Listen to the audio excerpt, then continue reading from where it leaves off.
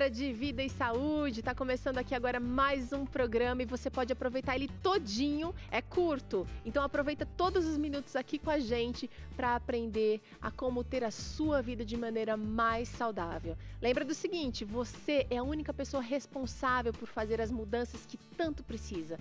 Para de esperar que um dia sobre dinheiro, que alguém te ajude, que alguém seja seu companheiro de caminhada, que toda a família experimente as gororobas saudáveis que você vai fazer aí na sua cozinha. Para com isso e começa a assumir uma postura de que você realmente quer e vai mudar.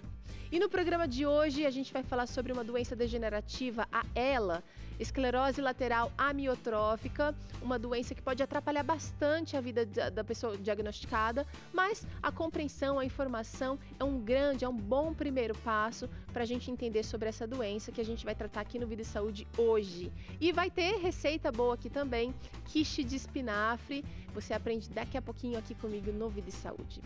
Agora é hora de pensar numa frase do filósofo e teólogo Albert Schweitzer, que certa vez disse o seguinte: o exemplo não é a coisa principal para se influenciar os outros, é a única coisa.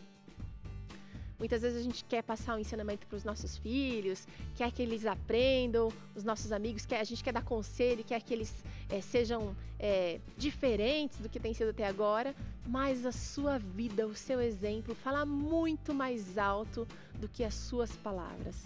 Então pensa aí as mudanças que você quer ver nas pessoas que convivem com você e começa a ser um pouquinho mais daquilo que você gostaria de aconselhar para essas pessoas. Que Deus te ajude nessa caminhada. E o programa está começando, dá só uma olhadinha aqui, olha, uma espiadinha na receita de hoje. E eu já vou te dizer os ingredientes para essa deliciosa quiche de espinafre, receita de hoje aqui no Vida e Saúde. Você vai usar 100 gramas de farinha de trigo, 50 gramas de manteiga de coco, também 2 colheres de água mais ou menos, para dar ponto da massa. Também um pouquinho de sal aqui. Para o recheio, olha só que simples, vou usar meio maço de espinafre, meia xícara de castanha de caju deixada de molho, tá bem picadinha a minha, um pouquinho de farinha de grão de bico, mais ou menos uma xícara de água, sal e azeite para fazer esse recheio que vai ser cremoso. Não deu para anotar agora?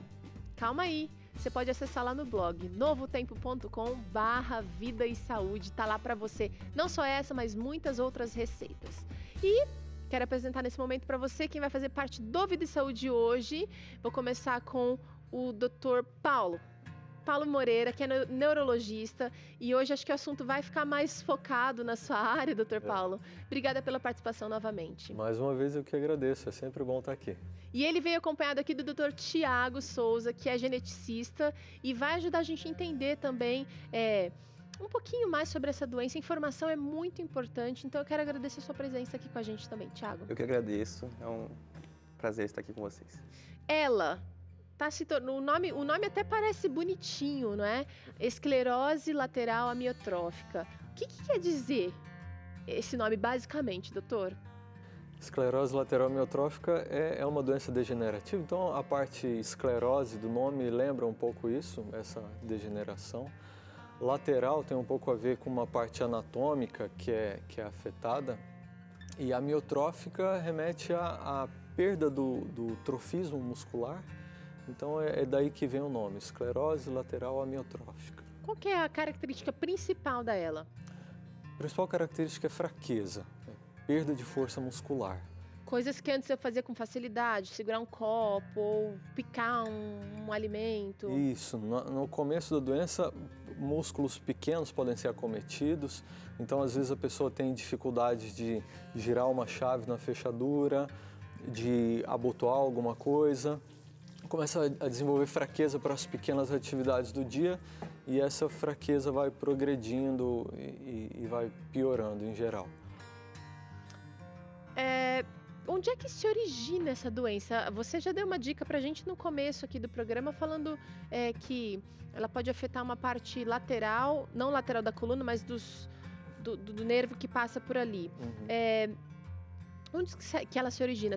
Porque a gente está falando com neurologista, né? Tem a ver com neurônios? Tem tudo a ver. Aí a esclerose lateral amiotrófica faz parte de um grupo de doenças que a gente chama de doença do neurônio motor. Ela é talvez a forma mais grave, mais acentuada das doenças do neurônio motor, mas como o nome já lembra, já remete, ela acomete então essa estrutura que é responsável pela movimentação das nossas diferentes partes do corpo. Existe um neurônio motor, doutor Tiago? Existem alguns tipos básicos de neurônio. Nós temos o neurônio sensitivo, que vai captar os estímulos e levar ao sistema nervoso central. Nós temos os neurônios motores, que levam a mensagem do sistema nervoso central para os músculos. Né? Fazerem, né? E nessa doença, essa comunicação do sistema nervoso central com os músculos é comprometida. Isso leva a essa fraqueza, né? Essa deficiência, essa dificuldade de locomoção. E temos também os interneurônios que vão mediar a comunicação entre os sensitivos e os motores também. Interessante. Você estava falando mais alguma coisa? Não, quando a gente fala de doença do neurônio motor ou esclerose lateral amiotrófica, apesar de ter várias divisões dos neurônios, dos tipos neuronais, a gente pensa em basicamente 2 grupos neuronais principais. Então, o que a gente chama de primeiro neurônio motor é o corpo celular, está no lobo frontal, no córtex motor, onde a gente inicia a parte do movimento. E aí esse neurônio ele se comunica com a medula espinhal e ali ele vai fazer uma sinapse, uma comunicação com o segundo neurônio motor que vai dali até o músculo para efetivar o movimento. Então, o primeiro neurônio motor ele pode estar ou no córtex ou no tronco cerebral, principalmente para os músculos que vêm para a região da cabeça, para a língua, para a face e para a movimentação dos olhos e assim por diante. Quando a gente vê o nosso corpo funcionando, e se você é perfeito, se você tem todas as funções aí acontecendo normalmente, é difícil até pensar em como tudo isso acontece para que você simplesmente levante o seu dedo, para que você realize movimentos que parecem inofensivos. E quando eu imagino vocês, né, que são médicos cristãos, quando estudaram ou quando veem isso no dia a dia, no consultório, a magnitude, a complexidade só pode vir de um Deus tão poderoso para criar tudo tão perfeito e sincronizado assim, né? A complexidade chama a atenção, é um negócio que a gente vai estudando e chama a atenção de qualquer pessoa. O movimento é uma das coisas difíceis de reproduzir com perfeição igual a gente faz. A parte do planejamento, a parte da correção dos movimentos e aí vai. Bom, seguinte, a gente vai acompanhar agora o quadro Em Forma e depois, na volta, eu vou mostrar para você por que eu queria que você visse. A gente vai ver exercícios para fortalecimento de músculos. Vamos ver. Olá, eu sou o Rubens, sou educador físico da Clínica Spa Vida Natural. Hoje no quadro Em Forma eu quero mostrar 3 exercícios funcionais. Exercícios que vão fortalecer o core, o condicionamento físico, braços, peito, costas. É um exercício bem completo, tenho certeza que você vai gostar.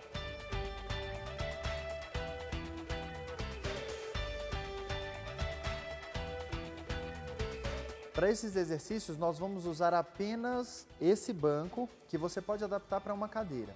Evite cadeiras de plástico, elas correm.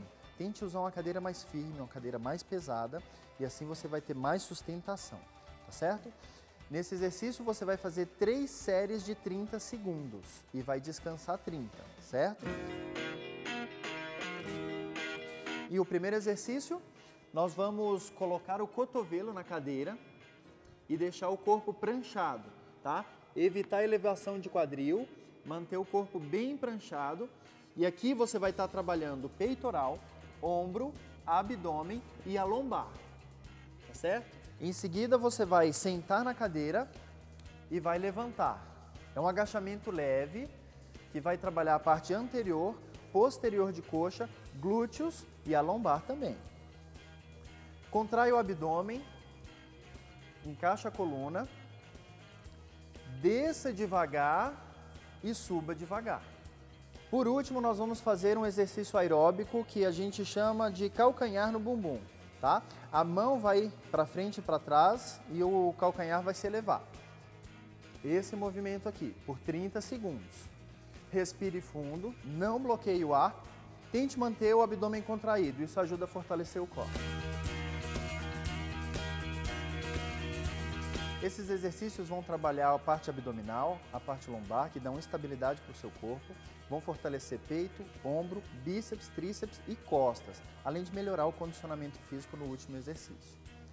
Nós pedimos que você faça 30 segundos de cada exercício e vai descansar de 30 segundos a 1 minuto. Se você achar que 30 segundos é pouco para descansar e voltar ao normal, descanse 1 minuto e volte, repetindo a série 3 vezes.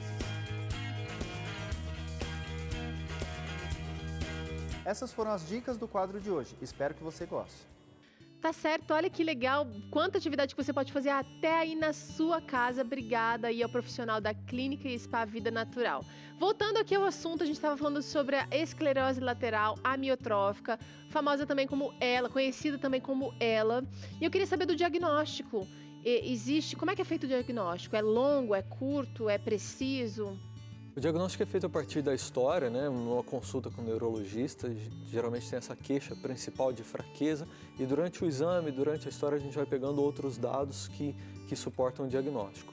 Um dado importante é comprometimento mais limitado aos neurônios motores, então não tem alteração sensitiva importante. Ok. E tem alguns exames que auxiliam também no diagnóstico. Um dos principais é a eletroneuromiografia, que é um estudo neurofisiológico, a gente avalia a função dos nervos periféricos e esse exame ajuda muito no diagnóstico da esclerose lateral amiotrófica, inclusive nos últimos consensos ele faz parte de alguns critérios diagnósticos. Tá.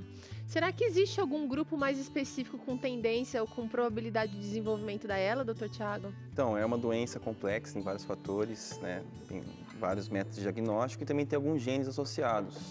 Ela tem o SOD1 do cromossomo 21, tem genes também no cromossomo 9, VCP, e também o C9, ORF, e nós temos também genes do cromossomo X também associados. Então, existem vários genes que já foram cientificamente já correlacionados com essa doença, mas como é importante ressaltar que é muito complexa. Né? Dá para detectar, por exemplo, geneticamente, se ela tem uma probabilidade maior de ter? Sim, tem exames genéticos que permitem você detectar mutações nesses genes que eu citei anteriormente. Você mencionou. Sim. É importante lembrar disso porque tem a forma esporádica, que a maioria dos casos de esclerose lateral amiotrófica são esporádicos, então não tem uma herança muito bem definida. E em alguns casos a doença pode ocorrer em famílias, então tem alguns desses genes que o Thiago citou, por exemplo, o C9-ORF72, ele é responsável pela maior parte dos casos de ELA familiar. Entendi. Mas esses casos são bem mais raros, são incomuns. O mais frequente é a ELA esporádica mesmo. Mesmo na ELA esporádica tem uma influência genética, mas aí é multigênica e multifatorial também, é complexo, igual o Thiago estava dizendo. Olha, eu vou dar uma adiantada aqui na nossa receita e um dos ingredientes que eu vou usar vai ser a farinha, primeiro para fazer a massa, a base da nossa quiche, a manteiga de coco, que você também já encontra em lojas de produtos naturais. Vou fazer um buraquinho aqui, olha, no meio da farinha e vou adicionar. A manteiga tem que estar gelada, então tem que estar em forma sólida. Um pouquinho só de sal, bem pouco, e eu vou misturar isso aqui até virar uma farofinha. Depois eu acrescento 2 colheres de água a isso aqui. Agora é o seguinte, Dr. Paulo, quando alguém recebe um diagnóstico depois de fazer o exame, ele leva tempo também, né? Você me falou que tem um período longo. Às vezes leva até 1 ano assim, para fazer o diagnóstico depois do começo dos sintomas. Depende da gravidade, depende do nível de conhecimento do especialista também e do grau de suspeição que a gente tem para a doença. Mas, em média, depois do começo dos sintomas, mais ou menos 1 ano, o diagnóstico é firmado. E como é que a gente começa a perceber? Bom, você já falou que o enfraquecimento é o sintoma mais assim visível, né? Tem outros sintomas? A partir de que idade isso pode ser mais assim incidente, vai incidentar mais? Certo, assim. Vai acontecer mais, perdão. Tá tranquilo. A doença é um pouco mais comum em homens do que em mulheres e geralmente ela acontece entre os 30 e 50 anos de idade. O começo dos sintomas geralmente é nessa fase. Jovens, então? Jovens, Acomete pessoas na fase mais produtiva da vida, né, por assim dizer. Um dos sintomas que se desenvolvem logo no começo é a ocorrência de fasciculação, que é uma contração involuntária de parte do músculo, por assim dizer. E na prática, no dia a dia, a fraqueza é que vai dando os principais sintomas, mas pode ter alterações cognitivas também. No exemplo que a gente citou da ELA familiar mesmo, é muito comum a associação com um tipo de demência, que é a demência frontotemporal. Inclusive, o mesmo gene que está ligado ao desenvolvimento da ELA pode estar ligado ao desenvolvimento da demência frontotemporal. Tem a perda de peso, é um sintoma importante na doença, tanto pelo aumento do gasto calórico, quanto pela dificuldade de obter as energias da alimentação à medida que a doença vai se desenvolvendo. Tá, agora eu tô com uma dúvida. Já que um dos sintomas principais da ELA seria o enfraquecimento, será que a atividade física poderia ter um fator, sei lá, de vantagem para todo mundo que tenha uma predisposição ou ajudaria de alguma forma, doutor? A inatividade nunca é boa, mas no caso da esclerose lateral amiotrófica, a gente precisa tomar alguns cuidados, porque o exercício intenso ele causa algum grau de lesão muscular. E como tem uma doença do neurônio motor, a recuperação depois dessa lesão muscular é mais difícil. Então a gente orienta assim algum nível de atividade, mas geralmente acompanhado pelo fisioterapeuta e para algum grau de manutenção das atividades. É muito importante também o alongamento para evitar retrações tendíneas e outras coisas. Então você não quer lesão, não quer impacto... Isso, a gente precisa evitar a lesão muscular pelo exercício intenso. O exercício precisa ser mais controlado e de preferência com acompanhamento profissional. Legal, muito interessante mesmo, porque a minha primeira reação foi pensar em fortalecer e nesse caso específico seria um Nesse caso pode até prejudicar se o exercício for feito em excesso, sim. Como é que é o tratamento para essa doença, doutor? Porque quando a gente fica assim, normalmente a gente já pensa, o que eu posso fazer para ajudar o corpo a reagir, a melhorar essa situação? Ela causa dor também, doutor? Causa dor, sim. A imobilidade pode provocar dor também. Agora, apesar de não afetar diretamente os nervos sensitivos, mas a doença em si pode causar dor também. Retração e outras alterações podem ser muito dolorosas. Parte do tratamento envolve isso, controle da dor. Parte do tratamento envolve também uma terapia nutricional, um aporte calórico melhor, seja por boca, enquanto o paciente ainda consegue comer, ou em fases mais avançadas, através de vias alternativas de alimentação, como gastrostomia e outras coisas assim. Suporte respiratório também é importante, porque a fraqueza acomete virtualmente o corpo inteiro. Então, os músculos respiratórios também ficam fracos. E essa é a principal causa de desfecho fatal nesses pacientes, complicação respiratória. Existe alguma novidade? A gente está vivendo em eras tão... de avanço científico, de tratamentos inovadores. Existe alguma novidade em relação a essa doença também? E só antes de você responder, eu vou levar isso aqui para assar, porque tempo aqui que ele vai falando, a gente deixa no forno. Olha, eu abri a massinha, estiquei e agora vai ficar no forno por 15 minutinhos até pré-assar.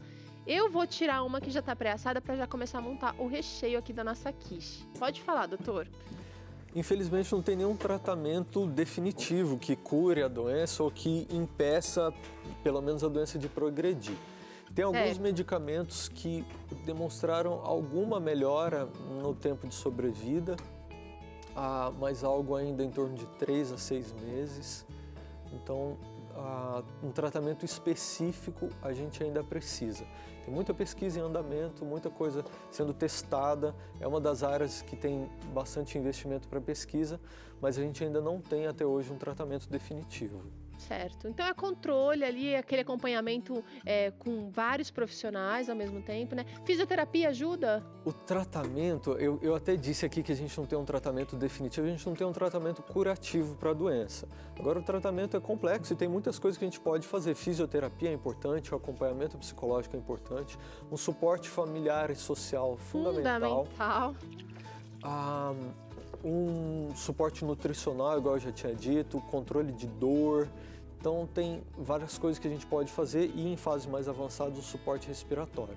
O conjunto dessas medidas entra num outro tema que é muito importante ser discutido também, acho que não vai dar para a gente aprofundar, mas que é o de cuidados paliativos. Isso envolve um foco mais na qualidade de vida e no conforto do que insistir em algumas medidas Focar só no problema. para prolongar a vida ou alguma coisa assim. A gente precisa pensar que, por mais que eu não consiga prolongar por muito tempo a vida de uma pessoa, tem algumas coisas que eu posso fazer para melhorar a qualidade de vida dentro do possível nesse período. Então, Legal. o foco do tratamento deve ser esse. Tá bom. Doutores, eu vou fazer uma pausa aqui na nossa conversa para mostrar como é que fica o creme dessa quiche. Eu tô usando aqui castanha de caju, que eu deixei de molho. Tô usando, na verdade, o xerém da castanha de caju, que é até mais em conta, dá para você fazer com mais tranquilidade essa receita. Agora, farinha de grão de bico, 1 xícara de farinha de grão de bico. Portanto, essa receita é proteica, bacana. Um pouquinho de sal e azeite. Mais ou menos 1 colher de sopa de azeite eu tô usando aqui. E agora a água. 1 xícara de água também. Isso vai ser batido até virar um creme bem lisinho.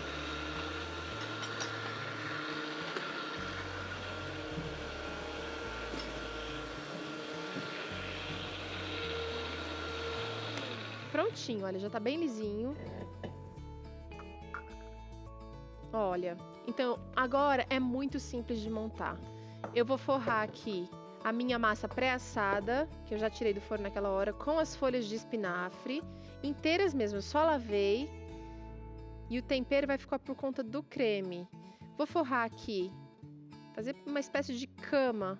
E aí depende do tanto que você gosta de espinafre. Pode colocar bastante, fazer uma camada grossa ou não. E aí por cima eu vou usar o creme que eu acabei de botar no liquidificador. Como eu falei que esse creme tem proteína, o espinafre tem ferro, eu não posso deixar de perguntar isso para vocês, eu não sei se vocês têm a resposta, mas a alimentação influencia nos cuidados? Vou perguntar para o Dr. Thiago primeiro. Com pacientes com predisposição ou até mesmo diagnosticados com a esclerose? Então, não existe nenhum alimento específico que possa melhorar de forma significativa o quadro da doença, mas como o Dr. Paulo disse anteriormente, é essencial que ele tome cuidado com a ingestão calórica, porque existe um gasto calórico muito maior do que o usual em função dessa doença. Então, o paciente tem que tomar medidas para ingerir as calorias necessárias para que ele tenha um estilo, uma qualidade de vida melhor possível em função dessa ingestão calórica. A perda de peso no começo da doença influencia o prognóstico, influencia a evolução. Então, em fases iniciais, quando a pessoa está conseguindo comer pela boca e tudo mais, a gente recomenda refeições em intervalos mais curtos, porque isso facilita um pouco a aceitação dos alimentos. Certo, entendi. Olha, então eu vou levar isso aqui pro forno, gente. Isso vai ficar lá por mais ou menos 30, 40 minutos até dourar e firmar essa massa que a gente colocou por cima, esse creme, na verdade. Tá aqui. Felizmente a gente tem uma torta pronta aqui, uma quiche pronta. E eu quero convidar vocês para sentarem aqui comigo. Vamos experimentar?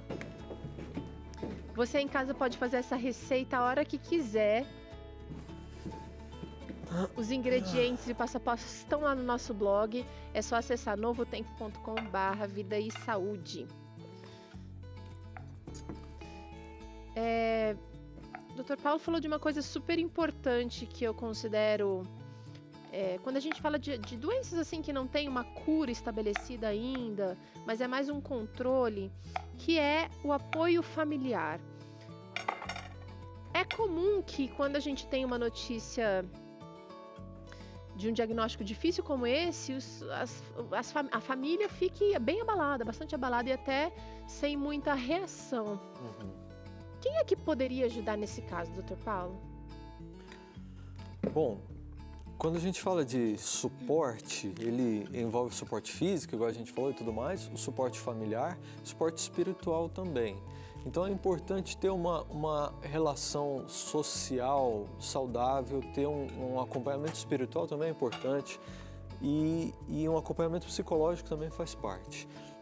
Ninguém precisa dar conta sozinho, né? Ninguém precisa dar conta sozinho. Ninguém deveria dar conta sozinho. Então, assim, o suporte é fundamental, tanto do médico assistente quanto da equipe, tanto da família, dos amigos, a igreja, esse suporte é importante. A pessoa não se sentir sozinha na luta que ela vai ter que travar, é uma coisa importante. Tá bom, obrigada. Agora vocês, por favor, provem essa receita. Vamos ver o que vocês acham.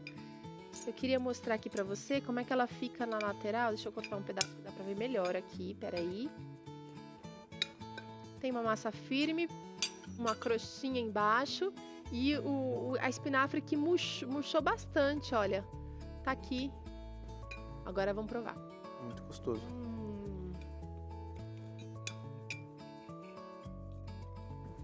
Gostoso, diferente. E achei prático. Muito prático. Dá pra fazer em casa. Quem vai fazer? O Thiago mora sozinho. Vai ficar mais difícil. Você cozinha às vezes, doutor? Cozinhava mais, mas minha esposa tem me cobrado isso, eu vou voltar a cozinhar. Uhul! Férias pra doutora Carol. Vai pegar receitas lá no blog, então. A gente vai ficando por aqui. O Vida e Saúde traz informações, traz dicas para você, mas nada vai ter sentido de verdade se você não conseguir praticar aí na sua vida. Que Deus te abençoe. Quero agradecer ao Dr. Paulo, ao Dr. Tiago pela participação aqui no Vida e Saúde. Eles voltam aqui na próxima semana para falar sobre outro assunto importante. E a gente se encontra aqui no Vida e Saúde com mais informação e dicas para você ser mais saudável. Até lá!